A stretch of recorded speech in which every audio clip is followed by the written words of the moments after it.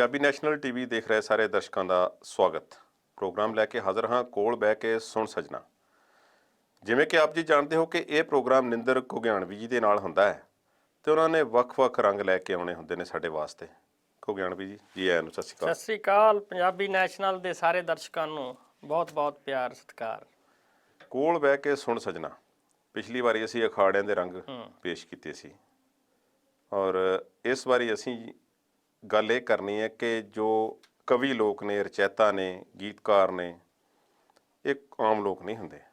ਇਹਨਾਂ ਬਾਰੇ ਕੁਝ ਗੱਲਾਂ ਇਹੋ ਜਿਹੀਆਂ ਹੁੰਦੀਆਂ ਨੇ ਜਿਨ੍ਹਾਂ ਨੂੰ ਸੁਣ ਕੇ ਦਰਸ਼ਕ ਸਰੋਤੇ ਖੁਸ਼ ਵੀ ਹੁੰਦੇ ਨੇ, ਬਿਲਕੁਲ ਉਹਨਾਂ ਦਾ ਆਨੰਦ ਵੀ ਉਠਾਉਂਦੇ ਨੇ ਤੇ ਅੰਦਰਲੀ ਗੱਲ ਵੀ ਕਈ ਵਾਰੀ ਪਤਾ ਲੱਗਦੀ ਹੈ ਕਿ ਕਿਹੜੇ-ਕਿਹੜੇ ਹਾਲਾਤਾਂ ਨਾਲ ਤੇ ਗੀਤ ਕਿਵੇਂ ਸਿਰਜੇ ਜਾਂਦੇ ਨੇ ਤੇ ਲਿਖੇ ਜਾਂਦੇ ਨੇ। ਪਹਿਲਾਂ ਤਾਂ ਇਹ ਦੱਸੋ ਕਿ ਗੀਤ ਤੇ ਲੋਕ ਗੀਤ ਦਾ ਅੰਤਰ ਕੀ ਹੈ?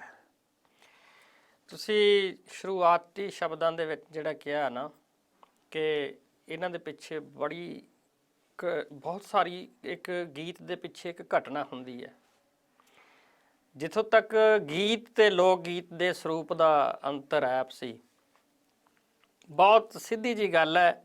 ਲੋਕ ਗੀਤ ਲੋਕਾਂ ਦੀ ਜ਼ੁਬਾਨ ਤੋਂ ਜਨਮਿਆ ਹੋਇਆ, ਲੋਕਾਂ ਦੀ ਜ਼ੁਬਾਨ ਤੋਂ ਉਪਜਿਆ ਹੋਇਆ ਗੀਤ, ਜਿਹਨੂੰ ਤੁਸੀਂ ਲਿਖਿਆ, ਮੈਂ ਲਿਖਿਆ, ਇਹਨੇ ਲਿਖਿਆ, ਉਹਨੇ ਲਿਖਿਆ। ਗੀਤ ਜਨਮ ਲੈਂਦਾ ਕਵੀ ਦੀ ਕਲਮ ਤੋਂ, ਲੋਕ ਗੀਤ ਜਨਮ ਲੈਂਦਾ ਲੋਕਾਂ ਦੀ ਜ਼ੁਬਾਨ ਤੋਂ। ਸਾਡੀਆਂ ਸਿੱਠਣੀਆਂ, ਸਾਡੇ ਸੁਹਾਗ, ਸਾਡੀਆਂ ਲਾਉਣੀਆਂ ਬਾਣੀ 'ਚ ਵੀ ਆਉਂਦਾ। ਅਤੇ ਇਹ ਜਿਹੜਾ ਹੈ ਇਹ ਇੱਕ ਰੂਪ ਜਿਹੜਾ ਹੈ ਵੱਖਰੀ ਤਰ੍ਹਾਂ ਦਾ ਰੂਪ ਅਤੇ ਵੱਖਰੀ ਤਰ੍ਹਾਂ ਦਾ ਸਰੂਪ ਲੋਕ ਗੀਤਾਂ ਦਾ ਲੋਕਾਂ 'ਚੋਂ ਪੈਦਾ ਹੋਇਆ। ਇਹਨੂੰ ਲੋਕ ਗੀਤ ਕਹਿ ਦਿੰਦੇ ਆ। ਅਤੇ ਗੀਤ ਜਿਹੜਾ ਹੈ ਬਹੁਤ ਸਾਰੇ ਗਾਇਕਾਂ ਨੂੰ ਅਤੇ ਗੀਤਕਾਰਾਂ ਨੂੰ ਨਹੀਂ ਪਤਾ ਕਿ ਲੋਕ ਗੀਤ ਅਤੇ ਗੀਤ ਦਾ ਕੀ ਅੰਤਰ ਹੁੰਦਾ। ਮੈਨੂੰ ਯਾਦ ਹੈ, ਨਿੱਕਾ ਜਿਹਾ ਸੀ ਮੈਂ ਉਦੋਂ, ਅਤੇ ਤੂੰਬੀ 'ਤੇ ਮੈਂ ਗਾ ਰਿਹਾ। ਪੰਜਾਬ ਸਕੂਲ ਸਿੱਖਿਆ ਬੋਰਡ ਦੇ ਮੁਕਾਬਲੇ ਹੋਏ ਜੀ, ਅਤੇ ਮੈਂ ਕਿਹਾ ਮੈਂ ਪੇਸ਼ ਕਰਦਾ ਹਾਂ ਲੋਕ ਗੀਤ, ਅਤੇ ਤੂੰਬੇ ਨਾਲ ਮੈਂ ਗਾਉਣਾ ਸ਼ੁਰੂ ਕਰਤਾ ਅਤੇ ਗਾਇਆ ਮੈਂ ਪੂਰਨ ਭਗਤ। ਅੱਛਾ ਜੀ। ਪ੍ਰੋਫੈਸਰ ਬਰਬਨ ਜਗਦੀਸ਼ ਬੜੇ ਵੱਡੇ ਵਿਦਵਾਨ ਹੈ ਪੰਜਾਬੀ ਸਾਹਿਤ ਦੇ। ਉਹ ਮੈਨੂੰ ਕਹਿੰਦੇ ਬਾਅਦ ਵਿੱਚ, ਮੈਂ ਉਹਦੇ 'ਚ ਤਾਂ ਕਾਹਦਾ ਆਉਣਾ ਸੀ, ਉਹ ਕਹਿੰਦੇ ਬੇਟਾ ਤੂੰ ਡਿਸਕੁਆਲੀਫਾਈਡ ਹੋ ਗਿਆ। ਮੈਂ ਕਿਉਂ? ਕਹਿੰਦੇ ਤੈਨੂੰ ਪਤਾ ਹੀ ਨਹੀਂ ਵੀ ਲੋਕ ਗੀਤ ਕੀ ਹੁੰਦਾ ਅਤੇ ਲੋਕ ਗਾਥਾ ਕੀ ਹੁੰਦੀ ਹੈ। ਤੂੰ ਤਾਂ ਲੋਕ ਗਾਥਾ ਗਾ ਰਿਹਾ ਸੀ ਪੂਰਨ ਭਗਤ, ਜਿਹੜੀ ਕਿ ਉਸਤਾਦ ਯਮਲਾ ਜੀ ਦੀ ਰਚੀ ਹੋਈ ਸੀ। ਸੋ ਬਹੁਤ ਸਾਰੇ ਲੋਕਾਂ ਨੂੰ, ਖਾਸ ਕਰਕੇ ਜਿਹੜੇ ਗਾਉਂਦੇ ਆ ਅਤੇ ਲਿਖਦੇ ਆ, ਇਹਨਾਂ ਨੂੰ ਗੀਤ ਅਤੇ ਲੋਕ ਗੀਤ ਬਾਰੇ ਬਹੁਤ ਦੇਰ ਬਾਅਦ ਸਿਆਣੇ ਬੰਦਿਆਂ ਨੂੰ ਪਤਾ ਚੱਲਿਆ, ਕਈਆਂ ਨੂੰ ਤਾਂ ਅਜੇ ਵੀ ਨਹੀਂ ਪਤਾ। ਸੋ ਲੋਕ ਗੀਤ ਦਾ ਕੋਈ ਇੱਕ ਖਾਸ ਰਚੇਤਾ ਨਹੀਂ ਤੇ ਨਾ ਉਸ 'ਤੇ ਕਿਸੇ ਦਾ ਕਾਪੀਰਾਈਟ ਹੈ। ਇਹੋ ਗੱਲ ਹੈ, ਲੋਕਾਂ ਦਾ ਹੈ। ਅਸੀਂ ਅੱਜ ਗੱਲ ਕਰਾਂਗੇ, ਸ਼ੁਰੂਆਤ ਜਿਹੜੀ ਕਰਾਂਗੇ, ਔਰ ਪੰਜਾਬੀ ਦੇ ਵਿੱਚ ਥੋੜ੍ਹੇ ਗਜ਼ਲਗੋ ਹੋਏ ਨੇ ਜਿਨ੍ਹਾਂ ਵਿੱਚੋਂ ਇੱਕ ਨਾਮ ਦੀਪਕ ਜੈਤੋਈ ਜੀ ਦਾ, ਪ੍ਰਿੰਸੀਪਲ ਤਖਤ ਸਿੰਘ ਦਾ, ਅਤੇ ਹੋਰ ਨਾਮ ਬਾਅਦ ਵਿੱਚ ਆਏ ਨੇ। ਦੀਪਕ ਜੈਤੋਈ ਜੀ ਦੇ ਬਾਰੇ ਦੱਸੋ ਕਿ ਉਹਨਾਂ ਦੇ ਬੜੇ ਕਿੱਸੇ ਕਹਾਣੀਆਂ ਨੇ, ਗੀਤ ਵੀ ਉਹਨਾਂ ਨੇ ਬਹੁਤ ਲਿਖੇ ਨੇ। ਗਜ਼ਲ ਦੀ ਗੱਲ ਅਸੀਂ ਅੱਜ ਨਹੀਂ ਕਰਾਂਗੇ, ਉਹਨਾਂ ਬਾਰੇ ਸਾਨੂੰ ਦੱਸੋ। ਜਿੱਡੇ ਵੱਡੇ ਗਜ਼ਲਗੋ ਸੀ ਉਹ ਜੀ, ਉਸਤਾਦ ਗਜ਼ਲਗੋ ਕਹਿੰਦੇ ਉਹਨਾਂ ਨੂੰ ਜੀ। ਉੱਡੇ ਵੱਡੇ ਗੀਤਕਾਰ ਸੀ, ਏਡੇ ਕਮਾਲ ਦੇ ਗੀਤ ਲਿਖੇ ਉਸ ਬੰਦੇ ਨੇ। ਔਰ ਜਿਵੇਂ ਤੁਸੀਂ ਜ਼ਿਕਰ ਕੀਤਾ ਸ਼ੁਰੂ 'ਚ ਕਿ ਘਟਨਾ ਪਿੱਛੋਂ ਗੀਤ ਜਨਮ ਲੈਂਦਾ, ਜੀ, ਮੈਂ ਉਹਨਾਂ ਬਾਰੇ ਲਿਖਿਆ। ਮੈਂ ਉਹਨਾਂ ਨੂੰ ਮਿਲਦਾ ਰਿਹਾ। ਮੇਰੇ ਇਲਾਕੇ ਦੇ ਸੀ, ਫਰੀਦਕੋਟ ਜ਼ਿਲ੍ਹੇ ਦੇ ਜੈਤੋ ਮੰਡੀ ਦੇ ਨਾਲ ਸੰਬੰਧ ਸੀ ਉਹਨਾਂ ਦਾ। ਸਾਰੀ ਉਮਰ ਆ ਜੈਤੋ 'ਚ ਕੱਟੀ। ਫੱਕਰ ਰੂਹ ਸੀ, ਖਾਣ ਪੀਣ ਦੇ ਵੀ ਸ਼ੌਕੀਨ ਸੀ, ਠੀਕ ਹੈ, ਅਤੇ ਦਾਰੂ ਪਾਣੀ ਪੀ ਲੈਂਦੇ, ਮਸਤ ਬੇਪਰਵਾਹ ਰਹਿੰਦੇ ਸੀ। ਅਤੇ ਮਾਂ ਨੂੰ, ਯਾਨੀ ਉਹਨਾਂ ਦੀ ਪਤਨੀ ਨੂੰ ਬੜਾ ਫਿਕਰ ਸੀ ਕਿ ਮੇਰੇ ਬੱਚਿਆਂ ਦਾ ਕੀ ਬਣੂਗਾ। ਅੱਛਾ ਜੀ। ਉਹਨੇ ਘਰ ਦੀਆਂ ਕੁੰਜੀਆਂ ਆਪਦੀ ਧੀ ਨੂੰ ਫੜਾ ਛੱਡੀਆਂ ਕਿ ਸੰਭਾਲ ਕੇ ਧੀ ਨਿਗਰਾਨੀ ਕਰੂਗੀ, ਠੀਕ ਹੈ। ਜਦੋਂ ਡੋਲੀ ਚੜ੍ਹਨ ਲੱਗੀ ਆ ਅਤੇ ਕੁੜੀ ਕੁੰਜੀਆਂ ਕੋਲੇ ਭੁੱਲ ਗਈ ਆ ਜੀ, ਅਤੇ ਡੋਲੀ ਤੁਰਨ ਲੱਗੀ ਅਤੇ ਉਹ ਆਪਦੀ ਮਾਂ ਨੂੰ ਕਹਿੰਦੀ, ਮਾਂ ਆਹ ਕੁੰਜੀਆਂ ਫੜੀ। ਗੀਤਕਾਰ ਉਸਤਾਦ ਕੋਲੇ ਖੜਾ ਸੀ, ਉਹਦਾ ਮਨ ਭਰ ਗਿਆ। ਵਾਹ। ਡੋਲੀ ਤੁਰ ਗਈ। ਬਾਅਦ ਵਿੱਚ ਉਹਨੇ ਗੀਤ ਲਿਖਿਆ, ਆਲਾ ਮਾਏ ਸਾਂਭ ਕੁੰਜੀਆਂ, ਧੀਆਂ ਕਰ ਚੱਲੀਆਂ ਸਰਦਾਰੀ, 2 ਦਿਨ ਮੌਜਾਂ ਮਾਣ ਕੇ ਲਾ ਕੇ ਸੁੱਖਾਂ ਦੇ ਸਮੁੰਦਰਾਂ 'ਚ ਤਾਰੀ। ਔਰ ਉਹਨੂੰ ਉਦੋਂ ਨਾ ਪੀਲੇ ਚਿੱਠੀਆਂ ਵਾਲੇ ਹੁੰਦੇ ਸੀਗੇ, ਨੀਲੇ ਲਿਫਾਫੇ, ਪੀਲੇ ਪੋਸਟ ਕਾਰਡ ਹੁੰਦੇ ਸੀ ਜੀ, ਨੀਲੇ ਲਿਫਾਫੇ 'ਚ ਲਿਖ ਕੇ ਖੁਸ਼ ਖਤ ਲਿਖਾਈ ਸੀ ਉਹਨਾਂ ਦੀ ਬੜੀ ਵਧੀਆ। ਅੱਛਾ ਜੀ। ਅਤੇ ਨਰਿੰਦਰ ਬੀਬਾ ਨੂੰ ਭੇਜਤਾ। ਅੱਛਾ। ਨਰਿੰਦਰ ਬੀਬਾ ਨੇ ਉਹ ਫਿਰ HM ਵਿੱਚ ਜੋ ਰਿਕਾਰਡ ਕਰਾਇਆ, ਇੱਕ ਪਾਸੇ ਇਹ ਸੀ, ਦੂਏ ਪਾਸੇ ਉਹ ਵੀ ਇੱਕ ਘਟਨਾ ਹੈ। ਜੈਤੋ ਦੇ ਜੈਲਦਾਰ ਬੜੇ ਮਸ਼ਹੂਰ ਸੀ। ਅੱਛਾ ਜੀ। ਦਾਬੇ ਵਾਲੇ ਸੀ ਤੇ ਦੀਪਕ ਜੀ ਜਦੋਂ ਕਵਿਤਾ ਲਿਖਦੇ ਸੀ ਨਿਜ਼ਾਮ ਦੇ ਉਲਟ, ਸਥਾਪਤੀ ਦੇ ਉਲਟ, ਸਮਾਜ ਦੇ ਹੱਕ 'ਚ, ਤੇ ਇੱਕ ਦਿਨ ਜੈਲਦਾਰ ਕਹਿੰਦਾ ਕਵੀਆ ਮੈਨੂੰ ਇਹ ਪਤਾ ਲੱਗਾ ਤੂੰ ਕਵਿਤਾਵਾਂ ਲਿਖਦਾ ਤੇ ਥੋੜਾ ਸਿਆਣਾ ਬਣ ਕੇ ਰਿਹਾ ਕਰ, ਸੰਭਲ ਕੇ ਰਿਹਾ ਕਰ। ਉਹ ਕਹਿੰਦਾ ਜੈਲਦਾਰਾ ਗੱਲ ਸੋਚ ਕੇ ਕਰੀ, ਅਸੀਂ ਨਹੀਂ ਕਨੌੜ ਝੱਲਣੀ। ਵਾਹ ਵਾਹ ਵਾਹ। ਤੇ ਗੀਤ ਲਿਖਿਆ ਗੱਲ ਸੋਚ ਕੇ ਕਰੀ ਤੂੰ ਜੈਲਦਾਰਾ, ਅਸੀਂ ਨਹੀਂ ਕਨੌੜ ਝੱਲਣੀ, ਤੇ ਉਹ ਚਿੱਠੀ ਚ ਨਰਿੰਦਰ ਬੀਬਾ ਨੂੰ ਭੇਜਿਆ, ਉਹ ਵੀ ਉਹਨੇ ਗਾਇਆ। ਮਤਲਬ ਕਿ ਘਟਨਾ ਜਦੋਂ ਮਨ ਤੇ ਅਸਰ ਕਰਦੀ ਆ ਲੇਖਕ ਦੇ, ਉਦੋਂ ਗੀਤ ਤੇ ਰਚਨਾ ਦਾ ਜਨਮ ਹੁੰਦਾ। ਇੱਕ ਵਾਰੀ ਉਹ ਬੱਸ ਅੱਡੇ ਤੇ ਬੈਠੇ, ਅੱਛਾ ਜੀ, ਦੀਪਕ ਜੀ, ਤੇ ਬੱਸਾਂ ਤੇ ਚੜ੍ਹਨ ਵਾਲੇ ਲੋਕ ਸੀਗੇ ਨਾ, ਉਦੋਂ ਤਾਂ ਵਿਚਾਰਿਆਂ ਨੂੰ ਜੁੜਿਆ ਹੀ ਕੁਛ ਨਹੀਂ। ਹੁਣ ਵੀ ਉਹਨਾਂ ਦੇ ਘਰ ਦੀ ਹਾਲਤ ਬੜੀ ਖਸਤਾ। ਜਿਹੜਾ ਉਹਦਾ ਕਮਰਾ ਸੀ, ਲਿਖਦਾ ਸੀ ਜਿੱਥੇ ਬਹਿ ਕੇ, ਉਹ ਡਿੱਗ ਪਿਆ, ਕੋਈ ਮਦਦ ਕਰਨ ਵਾਲਾ ਨਹੀਂ। ਭਾਵੇਂ ਉਹਨਾਂ ਦੀ ਸਕੀ ਭੈਣ ਭਾਜਪਾ ਦੀ ਰਾਜ ਸਭਾ ਮੈਂਬਰ ਰਹੀ ਬੀਬੀ ਗੁਰਚਰਨ ਕੌਰ, ਅੱਛਾ ਜੀ, ਪਰ ਉਹ ਵੀ ਕੀ ਕਰ ਸਕਦੀ ਸੀ ਆਪਦੇ ਭਰਾ ਵਾਸਤੇ। ਬੱਸ ਦੀ ਉਡੀਕ ਕਰ ਰਿਹਾ ਤੇ ਦੋ ਯਾਨੀ ਜੋੜਾ ਜਾ ਰਿਹਾ, ਨਵਾਂ ਵਿਆਹਿਆ। ਅੱਛਾ ਜੀ, ਪਤੀ ਮੂਹਰੇ ਮੂਹਰੇ, ਪਤਨੀ ਪਿੱਛੇ, ਪਤੀ ਦੇ ਸਿਰ ਤੇ ਟਰੰਕ ਆ, ਬੌਰੀਆ ਸਿੱਖ ਬਰਾਦਰੀ ਚੋਂ ਆ, ਤੇ ਉਹਦੇ ਨਵੀਂ ਜੁੱਤੀ ਪਾਈ ਹੈ। ਅੱਛਾ ਜੀ, ਉਹ ਲੱਗਦੀ ਹੈ ਤੇ ਉਹ ਥੋੜਾ ਸਪੇਸ ਆ, ਤੇ ਉਹ ਕਹਿੰਦਾ ਤੂੰ ਛੇਤੀ ਕਿਉਂ ਨਹੀਂ ਤੁਰਦੀ, ਮੇਰੇ ਨਾਲ ਨਾਲ ਤੁਰ। ਉਹ ਕਹਿੰਦੀ ਮੇਰੇ ਜੁੱਤੀ ਲੱਗਦੀ ਹੈ ਤੂੰ ਲੰਮੀਆਂ ਪਲਾਂਘਾਂ ਪੁੱਟਦਾ। ਤੇ ਗੀਤਕਾਰ ਨੇ ਉੱਥੇ ਕਾਗਜ਼ ਪੈਨ ਲੈ ਕੇ ਲਿਖਿਆ, ਪੁੱਟ ਨਾ ਪਲਾਂਘਾਂ ਲੰਮੀਆਂ, ਮੈਥੋਂ ਨਾਲ ਨਹੀਂ ਤੁਰੀਦਾ ਤੇਰੇ, ਵੇ ਜੁੱਤੀ ਲੱਗਦੀ ਵੈਰੀਆ ਮੇਰੇ। ਬਾਅਦ ਚ ਰਿਕਾਰਡ ਹੋਇਆ, ਸ਼ਾਇਦ ਨਿੰਦਰ ਬੀਬਾ ਨੇ ਕਰਾਇਆ। ਮਤਲਬ ਲੋਕਾਂ ਨੂੰ ਵੇਖ ਕੇ, ਲੋਕਾਂ ਦੇ ਜੀਵਨ ਚੋਂ ਜਦੋਂ ਗੀਤ ਰਚੇ ਜਾਂਦੇ ਸੀ ਨਾ, ਉਹਨਾਂ ਨੂੰ ਓਨਾ ਹੀ ਪਿਆਰਾ ਤੇ ਓਨਾ ਹੀ ਹੰਗਾਰਾ ਮਿਲਦਾ ਸੀ ਪਿਆਰ ਨਾਲ ਲੋਕਾਂ ਦਾ, ਕਿ ਬੰਦੇ ਲੋਕਾਂ ਦੀ ਜ਼ੁਬਾਨ 'ਚ, ਲੋਕਾਂ ਦੇ ਜੀਵਨ 'ਚੋਂ ਲੈ ਕੇ ਲੋਕਾਂ ਵਾਸਤੇ ਲਿਖ ਰਹੇ ਆ ਤੇ ਗਾ ਰਹੇ ਆ।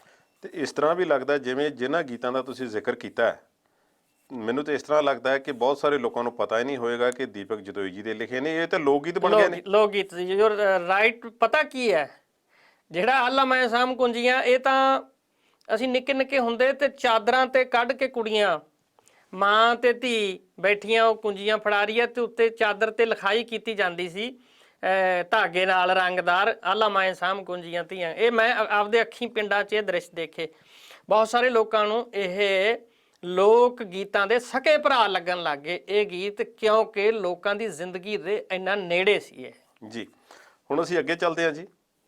ਪੰਜਾਬ ਦੇ ਇੱਕ ਬਹੁਤ ਉੱਘੇ ਗੀਤਕਾਰ, ਜਿਨ੍ਹਾਂ ਦੇ ਬਹੁਤ ਸਾਰੇ ਕਿੱਸੇ ਵੀ ਹੋਣਗੇ, ਉਹਨਾਂ ਨੇ ਬਹੁਤ ਮਸ਼ਹੂਰ ਗੀਤ ਵੀ ਦਿੱਤੇ ਨੇ, ਬਾਬੂ ਸਿੰਘ ਮਾਨ ਤੇ ਮਾਨ ਮਰਾੜਾ ਵਾਲਾ ਜਿਸ ਨੂੰ ਕਹਿੰਦੇ ਸੀ। ਬਿਲਕੁਲ।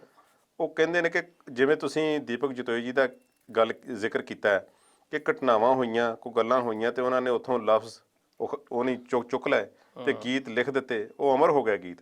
ਤੇ ਬਾਬੂ ਸਿੰਘ ਮਾਨ ਦੇ ਬਾਰੇ ਵੀ ਇਹ ਕਿਹਾ ਜਾਂਦਾ ਕਿ ਘਟਨਾਵਾਂ ਦੇ ਆਧਾਰ ਬਹੁਤ ਸਾਰਾ ਉਹਨਾਂ ਨੇ ਲਿਖਿਆ। ਕੋਈ ਇਹੋ ਜਿਹੀਆਂ ਘਟਨਾਵਾਂ ਸਾਡੇ ਦਰਸ਼ਕਾਂ ਨਾਲ ਸਾਂਝੀਆਂ ਕਰੋ। ਬਾਬੂ ਸਿੰਘ ਮਾਨ ਦੇ ਗੀਤ ਵੀ ਲੋਕ ਗੀਤਾਂ ਦੇ ਸਕੇ ਭਰਾ ਲੱਗਦੇ ਆ। ਉਹਦਾ ਕਾਰਨ ਹੈ, ਉਹਨੇ ਪਿੰਡ 'ਚ ਰਹਿੰਦੇ, ਹਲੇ ਵੀ ਉਹ ਪਿੰਡ 'ਚ ਰਹਿੰਦਿਆਂ ਹੋਇਆਂ ਜਿਵੇਂ ਲੋਕਾਂ ਨੂੰ ਦੇਖਿਆ, ਗੱਲਾਂ ਕਰਦੇ, ਤਾਸ਼ ਖੇਡਦੇ, ਖੇਤੀ ਕਰਦੇ, ਪਿੰਡੋਂ ਮੰਡੀ ਨੂੰ ਜਾਂਦੇ, ਮੰਡੀਓਂ ਪਿੰਡ ਨੂੰ ਆਉਂਦੇ, ਹਾਕਰਾ ਮਾਰਦੇ, ਹੋਕਰੇ ਮਾਰਦੇ, ਪਾਣੀ ਲਾਉਂਦੇ, ਕਣਕ ਕੱਢਦੇ, ਝੋਨਾ। ਮਤਲਬ ਜਿਵੇਂ ਉਹਨੇ ਦੇਖਿਆ ਉਵੇਂ ਉਹਨੇ ਲਿਖਿਆ। ਉੱਥੇ ਸਭ ਤੋਂ ਪਹਿਲਾਂ ਜਦੋਂ ਲਿਖਿਆ ਨਾ ਉਹਨੇ, ਬੜਾ ਕਮਾਲ ਦਾ ਸੀਗਾ ਉਹ, ਸਿਖਰ ਦੁਪਹਿਰੇ ਅਸਮਾਨੋਂ ਭਰ ਟੁੱਟਿਆ ਤਾਰਾ, ਵਿੱਚ ਜੰਗ ਦੇ ਸ਼ਹੀਦ ਹੋ ਗਿਆ ਸਾਡਾ ਵੀਰ ਪਿਆਰਾ। ਉਦੋਂ ਕੋਈ ਮੁੰਡਾ ਸਾਡੇ ਪਿੰਡਾਂ ਦਾ ਫੌਜ ਦੇ ਵਿੱਚ ਸ਼ਹੀਦ ਹੋਇਆ ਸੀ ਤੇ ਗੀਤਕਾਰ ਦੇ ਮਨ ਤੇ ਅਸਰ ਹੋਇਆ, ਉਹਨੂੰ ਸ਼ਰਧਾਂਜਲੀ ਭੇਟ ਕੀਤੀ ਸੀ। ਫਿਰ ਬਾਅਦ 'ਚ ਗਵਾਂਢ ਦੇ ਵਿੱਚ ਉਦੋਂ ਵਣਜਾਰੇ ਆਉਂਦੇ ਹੁੰਦੇ ਸੀ, ਤੇ ਗਵਾਂਢ ਦੇ ਵਿੱਚ ਵਣਜਾਰਾ ਆਇਆ ਤੇ ਨਵੀਂ ਵਿਆਹੀ ਸੀ। ਉਹਨੇ ਆਖਿਆ, ਨਹੀਂ ਭਾਬੀ? ਕਹਿੰਦੀ ਹਾਂ। ਕਹਿੰਦੀ ਆ ਜਾ, ਵਣਜਾਰਾ ਆਇਆ, ਚੂੜੀਆਂ ਚੜਾ ਲਾ। ਉਹ ਬੰਦੇ ਦਾ ਗੁੱਸਾ ਬਹੁਤ ਭਾਰਾ ਸੀ ਉਹਦੇ ਘਰ। ਉਹ ਕਹਿੰਦੀ ਨਾ ਨਾ ਨਾ ਨਾ, ਤੇਰਾ ਵੀਰ ਲੜੂਗਾ। ਇਹ ਮਾਨ ਸਾਹਿਬ ਉੱਥੇ ਸੁਣੀ ਜਾਂਦੇ ਸੀ। ਫਿਰ ਇਹਨਾਂ ਨੇ ਉਦੋਂ ਹੀ ਗੀਤ ਲਿਖਿਆ, ਆ ਗਿਆ ਵਣਜਾਰਾ ਨੀ ਚੜਾ ਲੈ ਭਾਬੀ ਚੂੜੀਆਂ, ਗੁੱਸਾ ਡਾਢਾ ਭਾਰਾ ਦਿਉਰਾ ਵੇ ਤੇਰੇ ਵੀਰ ਦਾ। ਸੁਰਿੰਦਰ ਕੌਰ ਤੇ ਹਰਚਰਨ ਗਰੇਵਾਲ ਆਏ, ਨਾਲ ਭਮਰਾ ਸਾਹਿਬ ਸੀ, ਜਸਵੰਤ ਭਮਰਾ ਜੀ ਉਸਤਾਦ, ਉਹ ਸੰਗੀਤ ਦਿੱਤਾ, ਨਾਲ ਖਾੜਾ ਲੱਗਿਆ ਘੁੱਦੂ ਵਾਲੇ ਪਿੰਡ। ਇਹਨਾਂ ਨੇ ਕਾਪੀ ਤੇ ਲਿਖ ਕੇ ਗੀਤ ਉਹਨਾਂ ਨੂੰ ਦੇਤਾ। ਇਹ ਗੀਤ ਰਿਕਾਰਡ ਹੋ ਗਿਆ ਤੇ ਤਵਿਆਂ ਦੇ ਵਿੱਚ ਭਰ ਕੇ ਤੇ ਸਾਰੀ ਦੁਨੀਆ 'ਚ ਮਸ਼ਹੂਰ ਹੋਇਆ। ਯਾਨੀ ਗੱਲ ਉਹੀ ਆ ਗਈ ਕਿ ਵੇਖ ਕੇ, ਸੁਣ ਕੇ ਜਿਹੜਾ ਲਿਖਣਾ, ਉਹ ਬੜੀ ਵੱਡੀ ਗੱਲ ਸੀ। ਨਿੰਦਰ ਜੀ, ਬਾਬੂ ਸਿੰਘ ਮਾਨ ਦੇ ਬਾਰੇ ਇੱਕ ਤਾਂ ਦੱਸੋ, ਪਿੰਡ ਉਹਨਾਂ ਦਾ ਕਿਹੜਾ ਤੇ ਕਿਹੜੇ ਜ਼ਿਲ੍ਹੇ 'ਚ ਹੈ? ਫਰੀਦਕੋਟ 'ਚ ਇੱਕ ਸਾਦਕ ਕਸਬਾ ਹੈ। ਸਾਦਕ ਕਸਬੇ ਦੇ ਨਾਲ ਪਿੰਡ ਮਰਾੜ ਹੈ, ਮਾਨ ਮਰਾੜ ਤਾਂ ਕਹਿੰਦੇ ਵੀ ਉੱਥੇ ਮਾਨ ਹੀ ਮਾਨ ਹੈ। ਠੀਕ ਹੈ ਜੀ। ਤੇ ਅੱਜ ਵੀ ਉਹਨਾਂ ਦੀ ਜ਼ਮੀਨ ਹੈ, ਉੱਥੇ ਘਰ ਹੈ, ਉੱਥੇ ਰਹਿੰਦੇ ਆ, ਕਦੇ ਮੋਹਾਲੀ ਰਹਿ ਪੈਂਦੇ ਆ। ਕੋਈ ਪੰਜਾਬ ਦੇ ਮਾਨ ਵੀ ਕੋਈ ਇਸ ਤਰ੍ਹਾਂ ਦੀ ਕੋਈ ਗੱਲ ਵੀ ਇੱਕ ਵਾਰੀ ਹੋਈ ਸੀ? ਮਾਨ ਪੰਜਾਬ ਦੇ, ਮੈਂ ਇੱਕ ਕਿਤਾਬ ਲਿਖੀ ਸੀ। ਅੱਛਾ ਜੀ। ਇਹ ਕਿਤਾਬ 2000 ਚ ਛਪੀ ਸੀ, ਯਾਨੀ 20 ਸਾਲ ਪਹਿਲਾਂ। ਅੱਛਾ ਜੀ। ਉਹ ਚ ਮੈਂ ਸਾਰੇ ਹੀ ਮਾਨ ਇਕੱਠੇ ਕਰੇ ਸੀ, ਅੱਛਾ ਜੀ। ਸਿਵਾਏ ਸਿਮਰਜੀਤ ਮਾਨ ਤੋਂ ਕਿਉਂਕਿ ਉਹ ਰਾਜਨੀਤਾ ਠੀਕ ਹੈ ਤੇ ਜੀ। ਮੈਂ ਕਲਾਕਾਰ, ਲਿਖਾਰੀ ਗੁਰਦੇਵ ਸਿੰਘ ਮਾਨ ਤੱਕ ਜਿਹਨੇ ਲਿਖਿਆ ਸੀ ਮਿੱਤਰਾਂ ਦੀ ਲੋਨ ਦੀ ਡਲੀ ਤੂੰ ਮਿਸ਼ਰੀ ਬਰੋਬਰ ਜਾਣੀ, ਇਹ ਸਾਰੇ ਬੰਦੇ ਮੈਂ ਇਕੱਠੇ ਕਰਕੇ ਇੱਕ ਕਿਤਾਬ ਛਾਪੀ ਸੀ। ਠੀਕ ਹੈ ਜੀ। ਪ੍ਰੋਗਰਾਮ ਦੇ ਅਗਲੇ ਹਿੱਸੇ ਵਿੱਚ ਮਿਲਦੇ ਹਾਂ। ਅਜੇ ਬਹੁਤ ਸਾਰੇ ਗੀਤਕਾਰਾਂ ਬਾਰੇ ਗੱਲਬਾਤ ਕਰਨੀ ਬਾਕੀ ਹੈ।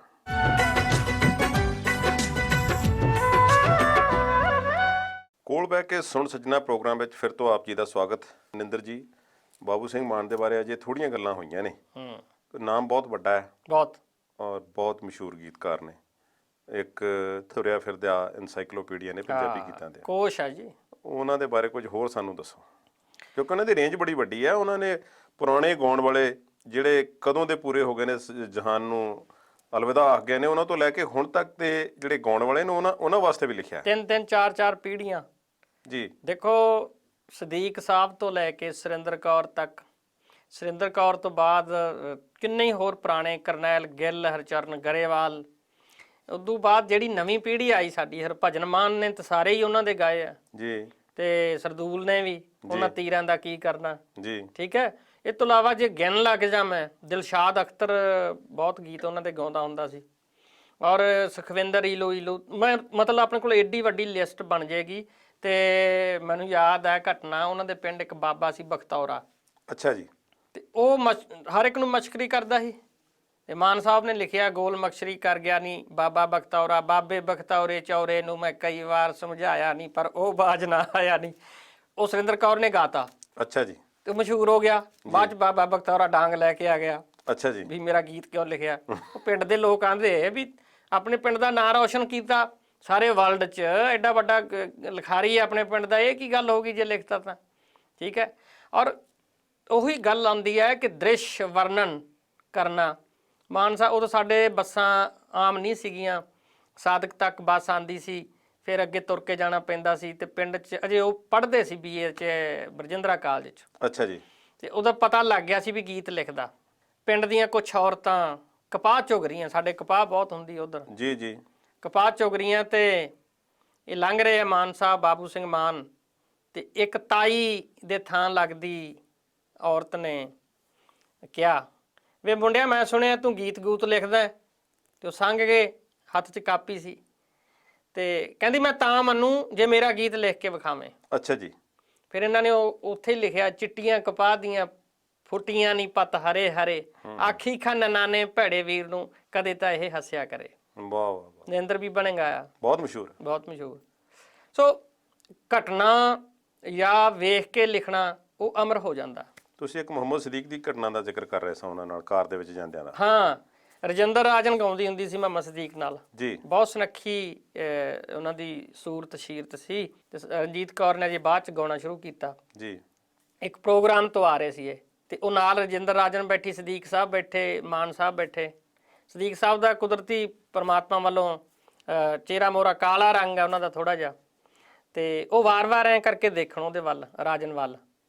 ਤੇ ਉਹ ਕਹਿੰਦੇ ਤੂੰ ਮੇਰੇ ਵੱਲ ਦੇਖਦਾ ਕਿਉਂ ਹੈ? ਆਖੇ ਬਾਈ ਤੂੰ ਸੋਹਣੀ ਬਹੁਤ ਆ, ਤੇ ਤੂੰ ਤਾਂ ਕਹਿੰਦੀ ਕਾਲਾ ਨਾਗ ਹੈ, ਕਾਲਾ ਨਾਗ। ਅੱਛਾ ਜੀ। ਤੇ ਫਿਰ ਮਾਨ ਸਾਹਿਬ ਨੇ ਗੀਤ ਲਿਖਿਆ, ਖਾਲੀ ਕਾਲੇ ਨਾਗ ਨੇ ਮੈਂ ਖਰਬੂਜੇ ਵਰਗੀ ਜੱਟੀ। ਸੋ ਗੱਲ ਸੁਣ ਕੇ ਤੇ ਉਹਨੂੰ ਕਾਵਕ ਅਰਥ ਦੇ ਦੇਣੇ, ਕਾਵਕ ਸ਼ਬਦਾਵਲੀ ਦੇ ਵਿੱਚ, ਸ਼ੈਲੀ ਦੇ ਵਿੱਚ, ਨਵੇਂ ਬਿੰਬ ਦੇ ਵਿੱਚ, ਨਵੇਂ ਅਲੰਕਾਰ ਦੇ ਵਿੱਚ, ਨਵੇਂ ਰੂਪ ਤੇ ਨਵੇਂ ਸਰੂਪ 'ਚ ਪੇਸ਼ ਕਰਕੇ ਲੋਕਾਂ 'ਚ ਲੈ ਆਉਣਾ, ਇਹ ਗੀਤਕਾਰ ਦੀ ਬੜੀ ਵੱਡੀ ਖੂਬੀ ਹੁੰਦੀ ਹੈ। ਠੀਕ ਹੈ ਜੀ, ਬੜਾ ਵੱਡਾ ਨਾਮ ਹੈ। ਔਰ ਕਿੰਨੀ ਕੁ ਉਮਰ ਹੈ ਜੀ ਉਹਨਾਂ ਦੀ? 80 ਤੋਂ ਉੱਤੇ ਹੋ। ਵਾਹ, ਪਰ ਲੱਗਦੇ ਜਵਾਨ ਆ ਜੀ ਉਹ। ਅੱਛਾ ਜੀ, ਠੀਕ ਹੈ ਜੀ। ਖਾਣ ਪੀਣ, ਰਹਿਣ ਸਹਿਣ ਬੜਾ ਵਧੀਆ। ਅੱਜ ਦੇ ਹਾਲਾਤਾਂ ਮੁਤਾਬਕ ਥੋੜੀ ਜਿਹੀ ਗੱਲ ਕਰਦੇ ਹਾਂ। ਤੁਸੀਂ ਇੱਕ ਮੈਨੂੰ ਦੱਸ ਰਹੇ ਸੀ ਕੋਈ ਗੀਤਕਾਰ ਹੋਏ ਨੇ ਮਿਲਖੀ ਰਾਮ, ਗਾਉਂਦੇ ਵੀ ਸਨ ਉਹ। ਚੀਨ ਦੇ ਬਾਰੇ ਕਹਿੰਦੇ ਉਹਨਾਂ ਨੇ ਕੋਈ ਲੰਬਾ ਸਮਾਂ ਪਹਿਲਾਂ ਲਿਖਿਆ ਸੀ। ਉਸਤਾਦ ਮਿਲਖੀ ਰਾਮ ਬੜਾ ਵੱਡਾ ਗਵਈਆ ਸੀ। ਉਸਤਾਦ ਯਮਲਾ ਜੱਟ ਹੋਰਾਂ ਦੇ ਸਮਕਾਲੀ ਸੀ। ਅੱਛਾ ਜੀ। ਮੈਂ ਉਹਨਾਂ ਬਾਰੇ ਲਿਖਿਆ ਵੀ ਆ।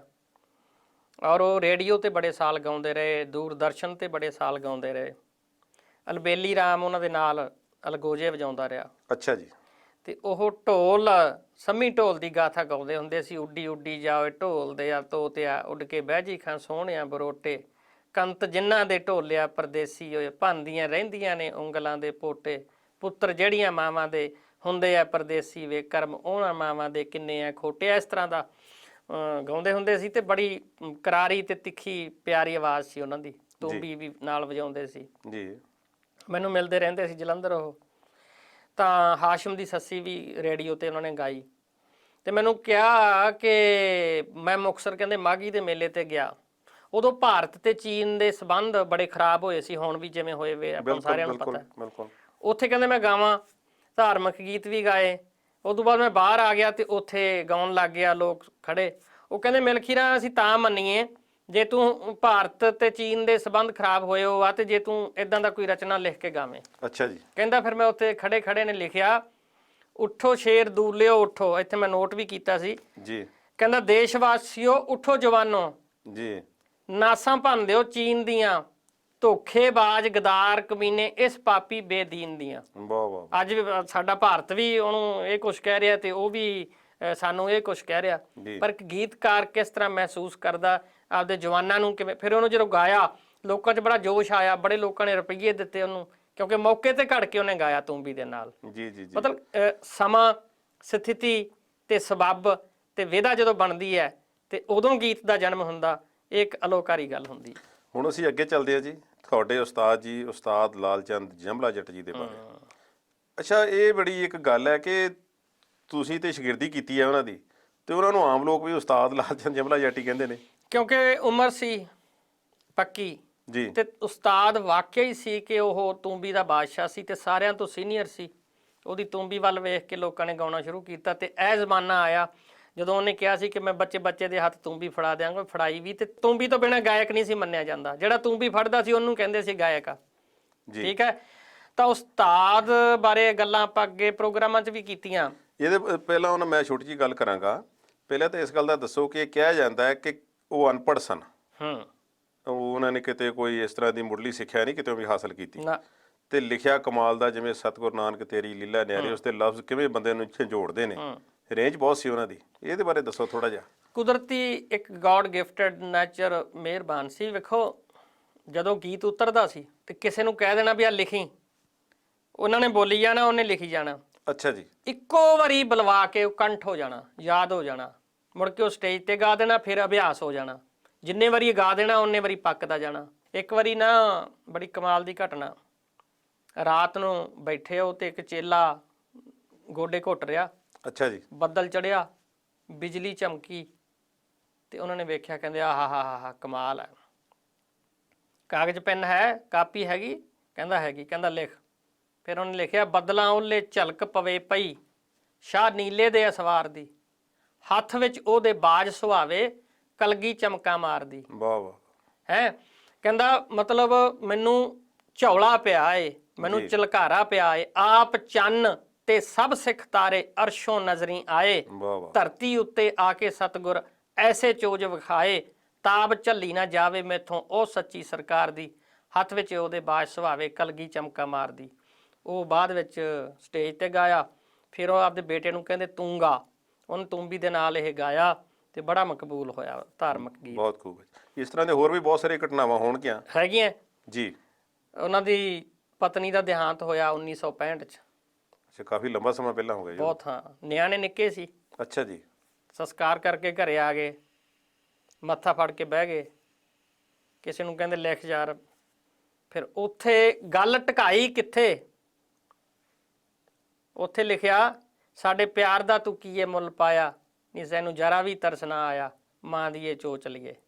ਯਮਲੇ ਦਾ ਦਿਲ ਤੇ ਰਹਿੰਦਾ ਏ ਉਦਾਸ ਨਹੀਂ, ਉਹੀਓ ਕਹੇ ਜਿਹਨੂੰ ਕਿਸੇ ਉੱਤੇ ਆਸ ਨਹੀਂ, ਤੱਕੇ ਜੋ ਰੱਬ ਦਾ ਸਹਾਰਾ, ਸਾਨੂੰ ਸੀ ਪਿਆਰਾ, ਪਹਿਲਾਂ ਕੁਝ ਸੋਚ ਲਈਏ, ਨੀ ਮਾਂ ਦੀ ਇਹ ਚੋਚ ਲਈਏ। ਇੱਦਾਂ ਫਿਰ ਮਤਲਬ ਇੱਕ ਵਾਰੀ ਉਹਨਾਂ ਨੂੰ ਨਾ ਕਿਤੇ ਜਾਣਾ ਪਿਆ ਵੀ ਘਰ ਕਿਰਾਏ ਤੇ ਲੈਣਾ।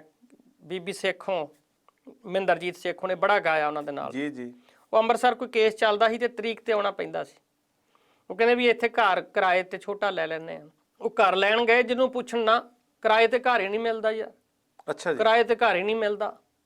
ਫਿਰ ਉਹ ਕਹਿੰਦੇ ਲਿਖੋ, ਬੋਲਿਆ ਲਿਖਾਇਆ, ਕਿਰਾਏ ਉੱਤੇ ਨਹੀਂ ਮਿਲਦਾ ਘਰ ਕਿਧਰੇ, ਕਿਰਾਏ ਉੱਤੇ ਨਹੀਂ ਮਿਲਦਾ ਘਰ ਕਿਧਰੇ, ਨਜ਼ਰ ਮਾਰ ਲਓ ਜਿੱਧਰੇ, ਕਿਰਾਏ ਉੱਤੇ ਨਹੀਂ ਮਿਲਦਾ ਘਰ ਕਿਧਰੇ। ਫਿਰ ਇੱਕ ਵਾਰੀ ਪਰਿਵਾਰਕ ਤੌਰ ਤੇ ਦੁਖੀ ਹੋ ਗਏ।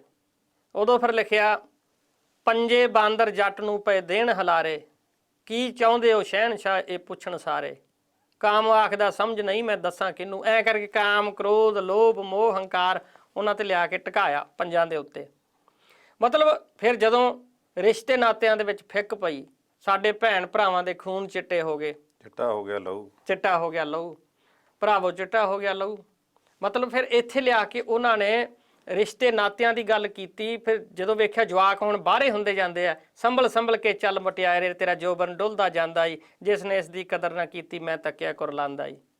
ਮਤਲਬ ਵੇਖ ਕੇ ਮੌਕਾ, ਸਮਾਂ, ਨਜ਼ਾਕਤ, ਘਟਨਾ, ਬੰਦਾ ਤੇ ਸ਼ਖਸੀਅਤ ਫੇਰ ਲਿਖਦੇ।